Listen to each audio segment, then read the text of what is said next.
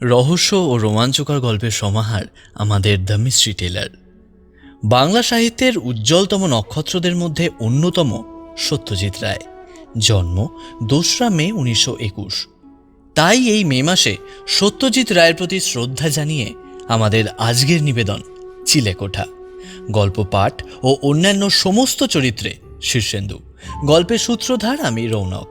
শুরু হচ্ছে সত্যজিৎ রায়ের চিলেকোঠা।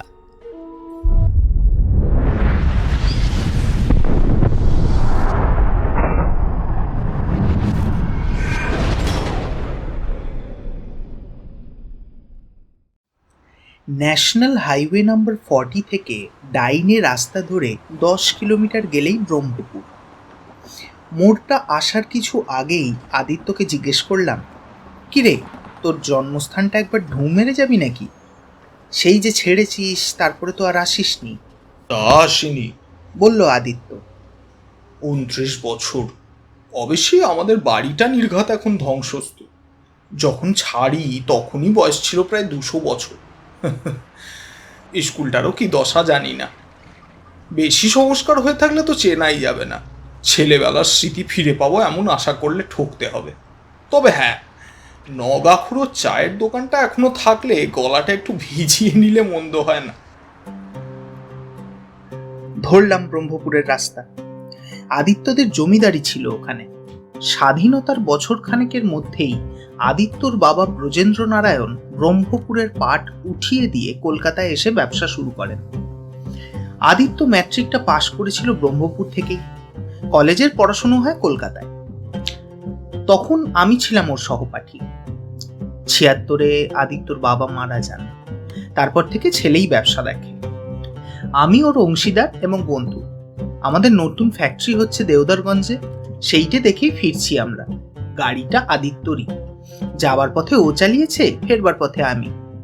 এখন বাজে 3:30। মাসটা মাঘ, রোদটা মিঠে। রাস্তার দুধারে দিগন্ত বিস্তৃত ক্ষেতের ধান কাটা হয়ে গেছে কিছুদিন হলো। ফসল এবার ভালোই হয়েছে। পাকা রাস্তা ধরে মিনিট 10 চলার পরেই গাছপালা, দালান কোঠা দেখা গেল। ব্রহ্মপুর হলো যাকে বলে শহর বাজার জায়গা। লোকালয়ে আসার অল্পক্ষণের মধ্যেই আদিত্য বলল, দাঁড়া।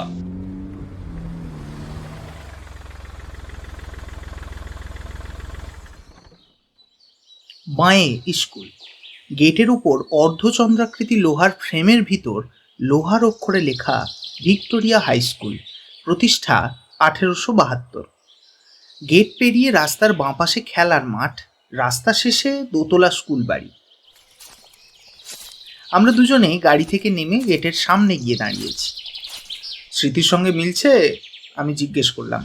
আদপেই না, বলল আদিত্য। আমাদের স্কুল ছিল একতলা, আর ডাইনেও বিল্ডিংটা ছিল না। ওটা আমাদের হাডুডু খেলার জায়গা ছিল। তুই তো ভালো ছাত্র ছিলি, তাই না? তা ছিলুম, তবে আমার বাঁধা পজিশন ছিল সেকেন্ড। ভিতরে যাবি? পাগল। মিনিট খানেক দাঁড়িয়ে থেকে গাড়িতে ফিরে এলাম দুজনে। তোর সেই চায়ের দোকানটা কোথায়? এখান থেকে 3 ফার্লং সোজা রাস্তা, একটা চৌমাথার মোড়ে। পাশেই একটা মুদির দোকান ছিল, আর উল্টো দিকে শিব মন্দির। পোড়া ইটের কাজ দেখতে আসতো কলকাতা থেকে লোকেরা।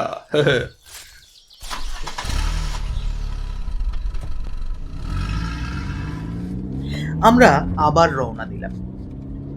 তোদের বাড়িটা কোথায়? শহরের শেষ মাথায়। ও বাড়ি দেখে মন খারাপ করার কোনো বাসনা নেই আমার। তবু একবার যাবি না? সেটা পরে ভাবা যাবে, আগে চা। চৌমাথা এসে গেল দেখতে দেখতে। মন্দিরের চূড়োটা একটু আগে থেকেই দেখা যাচ্ছিল। কাছে যেতে আদিত্যর মুখ দিয়ে একটা বিস্ময়সূচক শব্দ বেরোনোর সঙ্গে সঙ্গে চোখ পড়ল একটা দোকানের ওপর সাইনবোর্ডে, নগেনস টি কেবিন। পাশে মুদির দোকানটাও রয়েছে এখনো। আসলে 29 বছরে মানুষের চেহারার অনেকটা পরিবর্তন হলেও এইসব শহরের রাস্তাঘাট দোকানপাটের চেহারা খুব একটা বদলায় না। শুধু দোকান নয়, দোকানের মালিকও বর্তমান। 60-এর উপর বয়স, রোগাপটকা চাষাড়ে চেহারা, হিসেব করে আঁচড়ানো ধপধপে সাদা চুল, দাড়ি গোঁফ কামানো। পরনে খাটো ধুতির উপর নীল ডোরাকাটা শার্টের তলার অংশটা দেখা যাচ্ছে সবুজ চাদরের নিচ দিয়ে। কোত্থেকে এলেন আপনারা? একবার গাড়ির দিকে, একবার দুই আগন্তুকের দিকে চেয়ে প্রশ্ন করলেন নগেনবাবু। স্বভাবতই আদিত্যকে চিনতে পারার কোনো প্রশ্নই ওঠে না। দেওদারগঞ্জ। বলল আদিত্য। যাব কলকাতা। এখানে আপনার দোকানে চা খেতে আসা। তা খাবেন বই কি, শুধু চা কেন, ভালো বিস্কুট আছে, চানাচুর আছে। বরং নান খাটাই দিন দুটো করে। আমরা দুটো টিনের চেয়ারে বসলাম। দোকানে আর লোক বলতে কোণের টেবিলে একজন মাত্র, যদিও তার সামনে খাদ্য বা পানীয় কিছুই নেই। মাথা হেঁট, হয়তো ঘুমিয়ে পড়েছে। সান্ডেল মশাই, বলি ও সান্ডেল মশাই। কোণের ভদ্রলোকটিকে উদ্দেশ করে বেশ খানিকটা গলা তুলে বললেন নগেনবাবু। 4টে বাজতে চললো, বাড়ি মুখ হন এবার, অন্য খদ্দের আসার সময় হলো তো। তারপর আমাদের দিকে ফিরে চোখ টিপে বললেন, কানে খাটো, বুঝলেন না, চোখও চালছে, তবে চশমা করাবেন সে সঙ্গতি নেই। বুঝলাম এই ভদ্রলোকটি একটি মশকরার পাত্র। শুধু তাই না, নগেনবাবুর কথার যে প্রতিক্রিয়া হলো তাতে ভদ্রলোকের মাথার ঠিক আছে কিনা সে বিষয়ে সন্দেহ জাগে। আমাদের দিকে কয়েক মুহূর্তের জন্য চেয়ে থেকে শরীরটাকে একবার ঝেড়ে নিয়ে সান্যাল মশাই তার শীর্ণ ডান হাতটা বাড়িয়ে চালসে পড়া চোখ দুটো পাকিয়ে শুরু করলেন আবৃত্তি। মারাঠা দস্যু আসিছে রে ওই, করু করু সবে সাজ, আজমির গড়ে কহিলা হাকিয়া দুর্গেশ দুমরাজ। এই থেকে শুরু করে ভদ্রলোক বসা অবস্থা থেকে উঠে দাঁড়িয়ে দোকানের বাইরে এসে রবীন্দ্রনাথের পণ রক্ষা কবিতাটা পুরো আবৃত্তি করে কোনো বিশেষ কাউকে লক্ষ্য না করেই একটা নমস্কার ঠুকে একটু যেন বেসামালভাবেই চৌরাস্তার একটা রাস্তা ধরে সোজা চলে গেলেন হয়তো তার নিজের বাড়ির দিকে। চৌরাস্তায় লোকের অভাব নেই, বিশেষত মন্দিরের সামনে 8-10 জন লোক শুয়ে বসে রোদ পোহাচ্ছে। কিন্তু আশ্চর্য এই যে তাদের কারোরই এই আবৃত্তি শুনে কোনো প্রতিক্রিয়া হলো না। ব্যাপারটা যেন কেউ গ্রাহ্যের মধ্যেই আনলো না। আসলে পাগলের প্রলাপের বেশিরভাগটাই বাতাসে হারিয়ে যায়, তাতে কেউ কান দেয় না। পাগল আরো ঢের দেখেছি, তাই ঘটনাটাকে আমার মন থেকে ঝেড়ে ফেলতে কোনো অসুবিধা হলো না। কিন্তু আদিত্যর দিকে চেয়ে বেশ একটু হক চকিয়ে গেলাম। তার চোখে মুখের ভাব পাল্টে গেছে। কারণ জিজ্ঞেস করাতে সে কোনো জবাব না দিয়ে নগেনবাবুকে প্রশ্ন করল, ভদ্রলোক কে বলুন তো, করেন কি? নগেনবাবু নিজের হাতেই 2 গ্লাস চা আর একটা প্লেটে 4টে নান খাটাই আমাদের সামনে এনে রেখে বললেন, শশাঙ্ক সান্যাল, কি আর করবে, অভিশপ্ত জীবন মশাই, অভিশপ্ত জীবন। চোখ কানের কথা তো বললুম, মাথাটাও গেছে বোধহয়, তবে পুরনো কথা একটিও ভোলেনি। স্কুলে শেখা আবৃত্তি শুনিয়ে শুনিয়ে ব্রহ্মপুরে সকলের কান পচিয়ে দিয়েছে। স্কুল মাস্টারের ছেলে, বাপ মরেছে অনেক কাল, সামান্য জমি জমা ছিল, একটি মাত্র মেয়ের বিয়ে দিতে গিয়ে তার বেশিরভাগটাই গেছে। বউটাও মরেছে বছর 5 হলো। একটি ছেলে ছিল, বিকম পাস করে চাকরি পেয়েছিল কলকাতায়,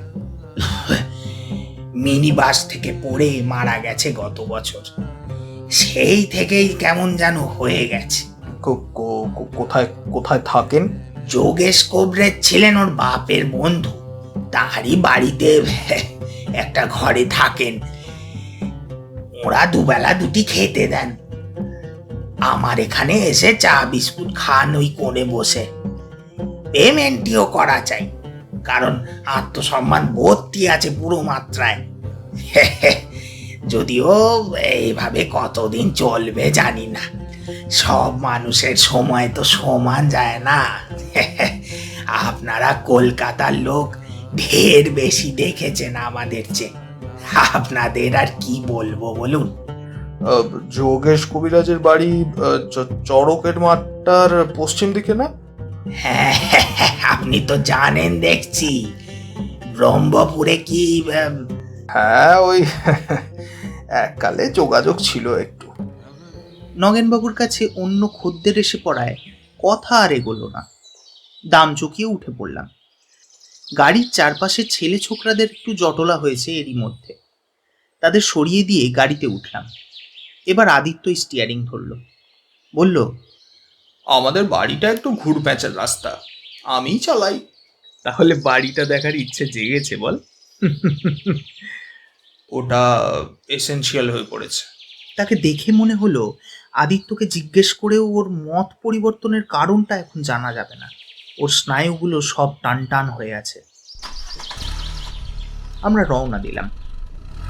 চৌমাথার পূর্বের রাস্তা ধরে কিছু দূর গিয়ে ডাইনে বাঁয়ে খান কয়েক মোড় ঘুরে অবশেষে একটা উঁচু পাঁচিল ঘেরা বাড়ির পাশে এসে পড়লাম। নহবতখানা সমেত জীর্ণ ফটকটায় এসে পৌঁছতে আর একটা মোড় নিতে হলো। 4 মহলা বাড়িটা যে এককালে খুবই জাঁতরেল ছিল সেটা আর বলে দিতে হয় না, যদিও এখন অবস্থাটা কঙ্কালসার। হানা বাড়ি হলেও আশ্চর্য হব না। বাড়ির গায়ে লটকানো একটা ভাঙা সাইনবোর্ড দেখে জানা যায় একটা সময় কোনো এক উন্নয়ন সমিতির অফিস ছিল এখানে। এখন একেবারে পরিত্যক্ত। ফটক দিয়ে ঢুকে আগাছায় ঢাকা পথ দিয়ে আদিত্য গাড়িটাকে নিয়ে গিয়ে একেবারে সদর দরজার সামনে দাঁড় করালো। চারিদিকে জনমানবের চিহ্ন নেই। দেখে মনে হয় বছর 10 মধ্যে এ তল্লাটে কেউ আসেনি। বাড়ির সামনেটায় বাগান ছিল বোঝা যায়, এখন সেখানে জঙ্গল। তুই কি ভেতরে ঢোকার মতো করছিস নাকি? আমি জিজ্ঞেস করতে বাধ্য হলাম, কারণ আদিত্য গাড়ি থেকে নেমে দরজার দিকে এগোচ্ছে। ভেতরে না ঢুকলে ছাদে ওঠা যাবে না। ছাদে? চিলে কোঠায়। রহস্য আরো ঘন করে বলল আদিত্য। অগত্যা আমিও গেলাম পিছন পিছন, কারণ তাকে নিরস্ত করা যাবে বলে মনে হয় না। বাড়ির ভিতরের অবস্থা আরো শোচনীয়। পরিবর্গাগুলো দেখে মনে হয় তাদের আয়ু ফুরিয়ে এসেছে। ছাদ ধসে পড়তে আর বেশি দিন নেই। সামনের ঘরটা বাইরের মহলের বৈঠকখানা। তাতে খানতিনেক ভাঙা আসবাব কোণে ডাই করা রয়েছে। মেঝেতে 7 পুরু ধুলো। বৈঠকখানার পর বারান্দা পেরিয়ে ঠাকুর দালানের ভগ্নাবশেষ। এখানে কত পুজো, কত যাত্রা, কত কবিগান, পাঁচালি আর কবির লড়াই হয়েছে তার গল্প আদিত্যর কাছে শুনেছি। এখন এখানে পায়রা, ইঁদুর, বাদুড় আর আরশোলার রাজত্ব। ইটের ফাটলের মধ্যে বেশ কিছু বাস্তু সাপ থেকে থাকলেও আশ্চর্য হব না। ডাইনে ঘুরে কিছু দূর গিয়েই সিঁড়ি। দৃশ্য এবং অদৃশ্য মাকড়সার জাল দুহাত দিয়ে সরাতে সরাতে আমরা উপরে উঠে গেলাম। দোতলায় আমাদের কোনো প্রয়োজন নেই, তাই ডাইনে ঘুরে আরো 15 সিঁড়ি উঠে ছাদে পৌঁছলাম। এই হলো চিলে কোঠা। এটা আমার প্রিয় ঘর ছিল, বলল আদিত্য। ছেলেবেলায় চিলে কোঠার প্রতি একটা আকর্ষণ থাকে জানি, আমারও ছিল। বাড়ির সব ঘরের মধ্যে এই ঘরটাতেই একাধিপত্যের সব থেকে বেশি সুযোগ। এই বিশেষ চিলে কোঠাটির একদিকে দেওয়ালের খানিকটা অংশ ধসে পড়াতে একটা কৃত্রিম জানালার সৃষ্টি হয়েছে, যার ভিতর দিয়ে বাইরের আকাশ, মাঠ, ধানকলের খানিকটা অংশ, অষ্টাদশ শতাব্দীর পোড়া ইটের মন্দিরের চূড়ো সবই দেখা যাচ্ছে। সারা বাড়ির মধ্যে এই ঘরটার অবস্থাই সবচেয়ে শোচনীয়, কারণ ঝড়ঝঞ্ঝা বয়েছে বাড়ির মাথার উপর দিয়েই সবচেয়ে বেশি। মেঝে চতুর্দিকে খড়কুটো আর পায়রার বিষ্ঠা। এছাড়া এক কোণে আছে একটা ভাঙা আরাম কেদারা, একটা ভাঙা ক্রিকেট ব্যাট, একটা দুমড়ানো বেতের ওয়েস্ট পেপার বাস্কেট আর একটা কাঠের প্যাকিং বাক্স। আদিত্য প্যাকিং কেসটা ঘরের একদিকে টেনে এনে বলল, যদি কাঠ ভেঙে পড়ি তাহলে তোর উপর ভরসা। দুগ্গা দুগ্গা। উঁচুতে ওঠার কারণ আর কিছুই না, ঘুলঘুলিতে হাত পাওয়া। সেখানে হাত এড়ানোর ফলে একটি চড়ুই দম্পতির ক্ষতি হলো, কারণ তাদের সদ্য তৈরি বাসাটি স্থানচ্যুত হয়ে মেঝের আরো বেশ খানিকটা জায়গা জুড়ে খড়কুটোয় ভরে দিল। যাক বাবা, বুঝলাম আদিত্য যেটা খুঁজছিল সেটা পেয়েছে। জিনিসটা এক ঝলক দেখে সেটাকে একটা ক্যারামের স্ট্রাইকার বলে মনে হলো, কিন্তু সেটা এখানে লুকোনো কেন, আর 29 বছর পর সেটা উদ্ধার করার প্রয়োজন হলো কেন সেটা বুঝতে পারলাম না। আদিত্য জিনিসটাকে রুমালে ঘষে পকেটে পুরল। ওটা কি জিজ্ঞেস করতে বলল, একটু পরেই বুঝবি।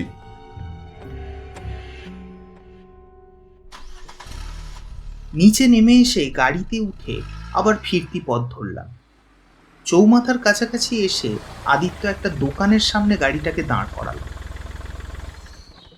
নামলাম দুজনে, ক্রাউন জুয়েলার্স।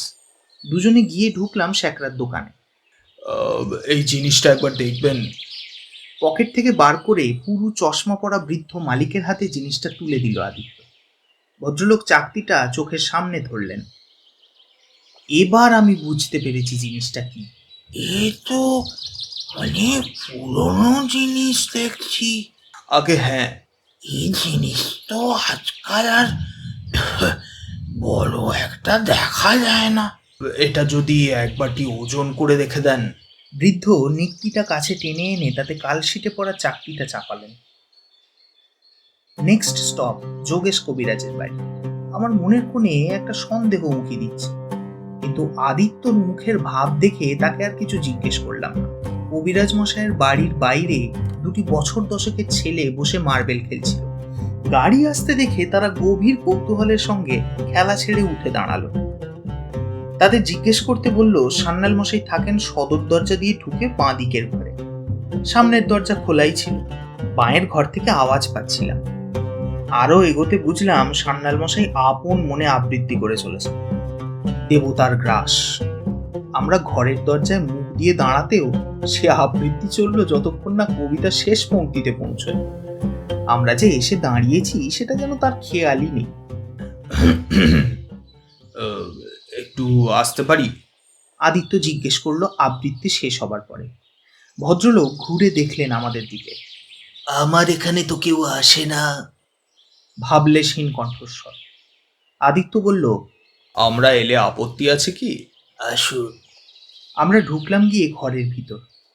তক্তপোষ ছাড়া বসবার কিছু নেই। দুজন দাঁড়িয়েই রইলাম। সান্যাল মশাই চেয়ে আছেন আমাদের দিকে। আদিত্য নারায়ণ চৌধুরীকে আপনার মনে আছে? আদিত্য প্রশ্ন করল। বিলক্ষণ, বললেন ভদ্রলোক। আলালের ঘরের দুলাল। ছাত্র ভালোই ছিল, তবে আমাকে কোনোদিন টেক্কা দিতে পারে। হিংসে করত, প্রচন্ড হিংসে। আর মিথ্যে কথা বলতো। জানি, বলল আদিত্য। তারপর পকেট থেকে একটা মোড়ক বার করে সান্যালের হাতে দিয়ে বলল, এইটে আদিত্য আপনাকে দিয়েছে। ওটা কি? টাকা। টাকা? কত টাকা? 150। বলেছে যে আপনি নিলে সে খুশি হবে। হাসবো না কাঁদবো? আদিত্য টাকা দিয়েছে আমায়? হঠাৎ হঠাৎ এ মতি হলো কেন? সময়ের প্রভাবে তো মানুষ বদলায়। আদিত্য এখন হয়তো আর সে আদিত্য নেই। আদিত্য বদলাবে? প্রাইজ পেলুম আমি, উকিল রামশরণ বাড়ুচ্চের নিজের হাতে দেওয়া মেডেল। সেটা তার সহ্য হলো না। সে আমার কাছ থেকে চেয়ে নিয়ে গেল তার বাপকে দেখাবে বলে। তারপর আর ফেরতই দিলে না। হ্যাঁ, বললে পকেটে ফুটো ছিল, গলে পড়ে গেছে।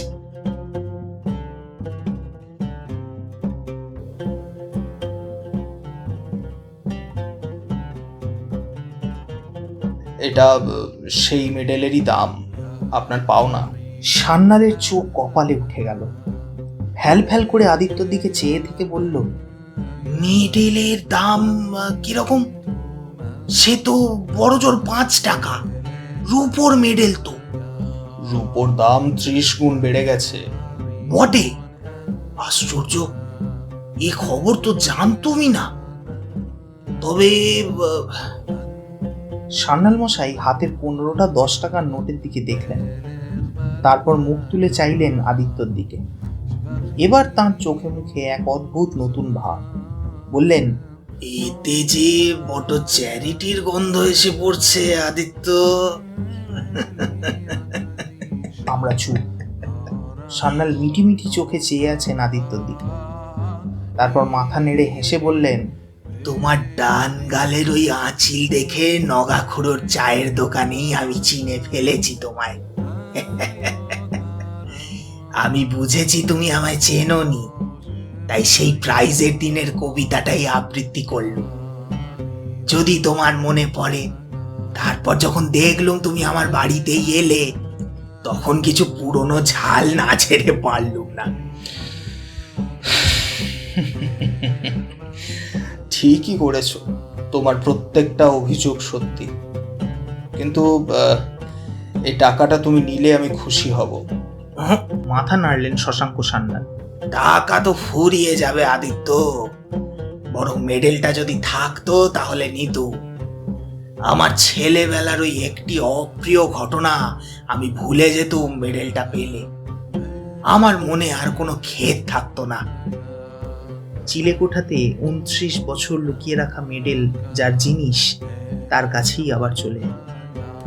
এতদিনেও তার গায়ে খোদাই করে লেখাটা ম্লান হয়নি, শ্রীমান শশাঙ্ক সান্যাল, আবৃত্তির জন্য বিশেষ পুরস্কার, 1948।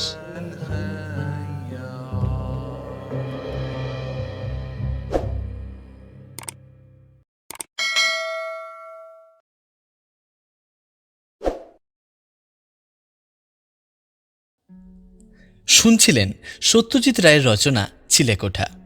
গল্প পাঠ ও অন্যান্য সমস্ত চরিত্রে শীর্ষেন্দু। গল্পটি শুনে কেমন লাগলো তা নিচে কমেন্ট করে জানান। ভালো লাগলে লাইক ও শেয়ার করুন। বিভিন্ন ধরনের গল্প শুনতে আমাদের চ্যানেলটি সাবস্ক্রাইব করুন।